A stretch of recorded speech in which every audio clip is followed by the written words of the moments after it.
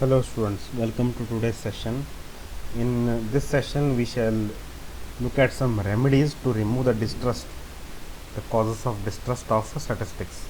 So in the previous session we have some causes of distrust in statistics,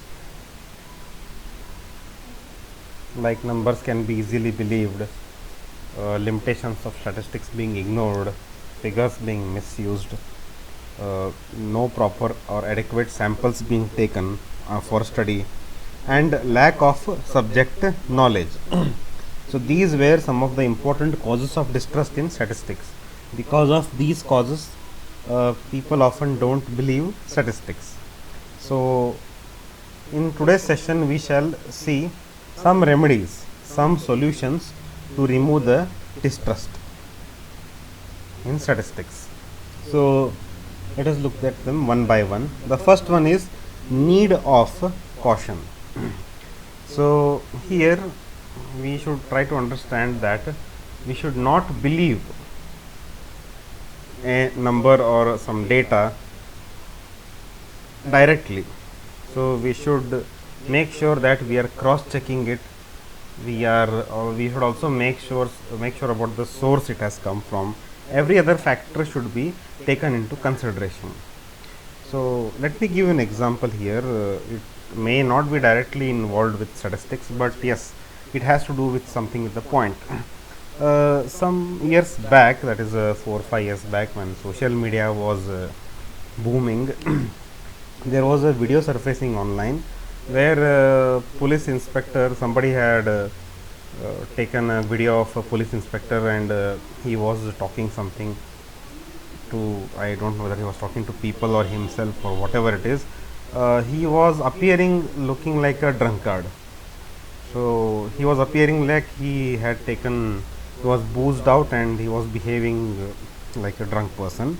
And somebody had shot this video and they uploaded it on photo saying policeman behaving weirdly or something headline. It was a very catchy headline.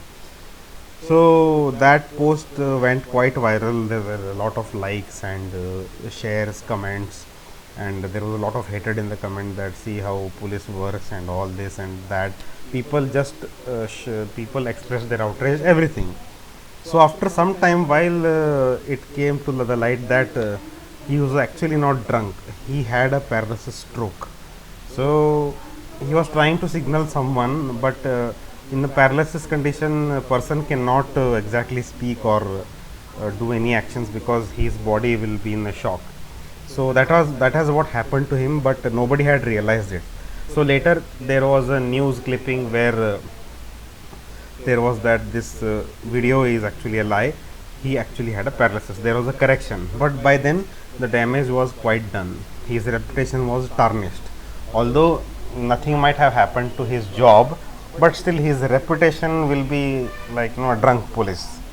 So this is what happens when we don't take caution in what we see it.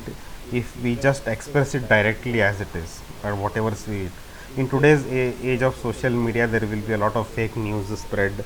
There will be a lot of things which the person doesn't say it, but it will be published. So we need to take caution. We need to cross check.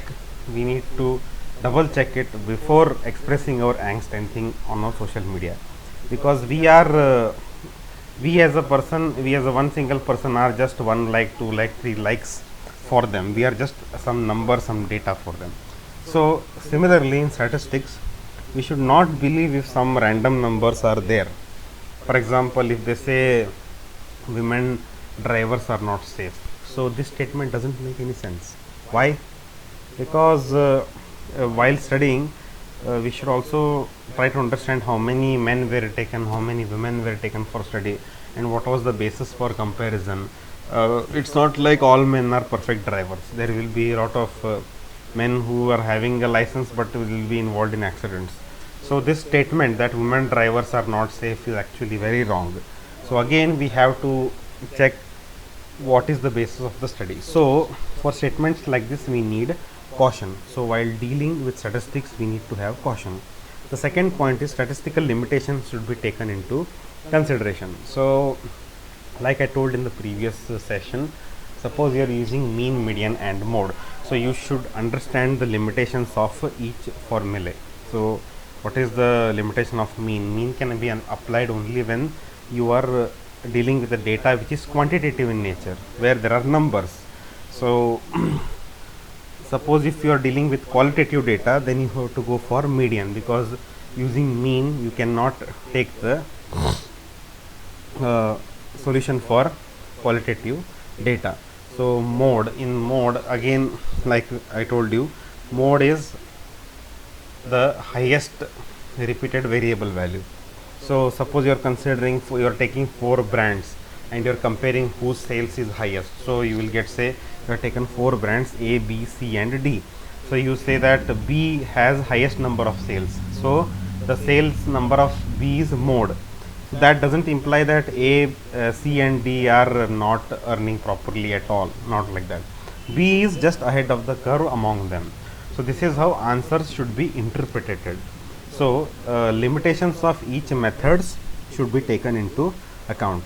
Self restraint, that is self control in statistical policies. We have to make sure that we commit less errors. Suppose tomorrow you are given a study, you are given a study that how many average number of customers come to a bank for ATM service or credit card applications, or some project will be involved.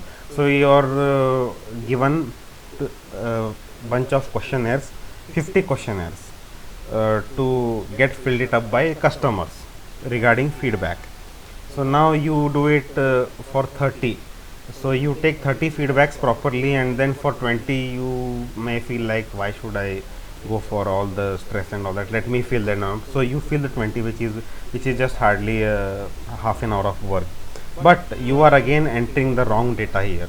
So for 30 correct data you are getting 20 errors, 20 wrong data, which will again impact and dilute the it will impact or dilute the result of your study, which may again lead to some wrong conclusions. So you also have to make sure that there will be less errors while using statistics. Fourth one is, statistics must be used by experts.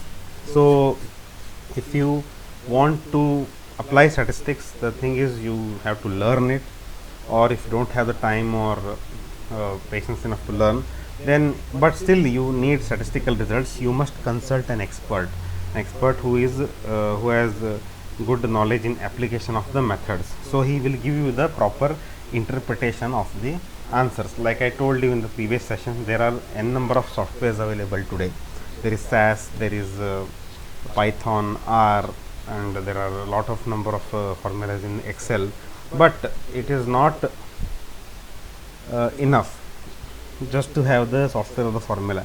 You should also have the ability to analyze the given results. So if you can't, then you should contact an expert, a statistical expert, for that interpretation. And last but not the least, analytical study of the data before its use. So suppose you are trying to study a phenomena, so you need to understand the phenomena completely, what kind of phenomena it is, whether it involves qualitative data, whether it involves quantitative data, whether it involves what kind of data you want, what is your objective, why are you studying it, what is the scope of applications of statistics in that respective phenomena, and what kind of data should be collected, and what kind of resources you need to collect the data, and what kind of sources you need to analyze it, present the results.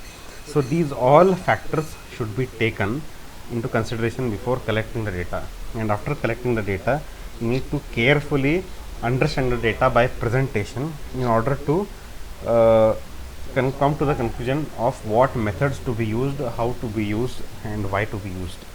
So all these should be taken care of before using the data. So these are some of the remedies to remove the distrust in statistics, to disprove the statement that there are lies, there are more lies, and there is statistics.